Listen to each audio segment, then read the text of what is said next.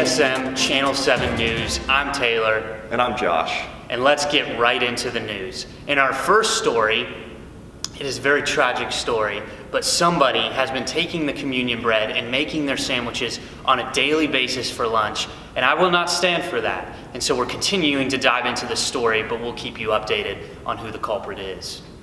And that's not the only thing that's gone missing. If you see an adventure Bible laying around somewhere, please return that to Dan Allen so that he's able to preach this Sunday. It's very important that you do so. Now, here's Dave with a sports update. Thanks, guys. This is Dave Wright reporting from the Ashland Christian Soccer Complex. Today, the New York Goliaths beat the Bible Believers in sword drills 7-3. The Holy Rollers took home the Communion Cup, defeating the Dallas Choir Boys in the worship service competition. Also, the Burning Bushes were stunned as they lost a 25-point lead in the Gideon the Job Done. Finally, the Private took home the first win in the Tulip Bowl. Back to you guys. Thanks, Dave. In other news, Bob the Tomato is in a super dicey situation.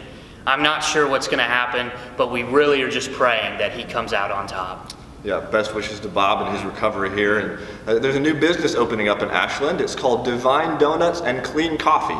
Its mission is to provide donuts and coffee to local churches because obviously that's in high demand on Sunday mornings. Yeah, I can get behind that. So now we're going to throw it over to Shannon, and she's going to let us know what the weather's going to be like. Thanks, guys. Tomorrow's weather forecast, God reigns and the sun shines. Looks like next week, temperatures are going to get hot, so I would recommend turning on your prayer conditioners so we can get back to that cooler weather. Also, as we approach the winter season, if any of you are praying for a blizzard, we ask that you please just go to Dairy Queen. And finally, rain and more rain coming. You may need an ark, but don't worry, I know a guy. Back to you guys in the studio.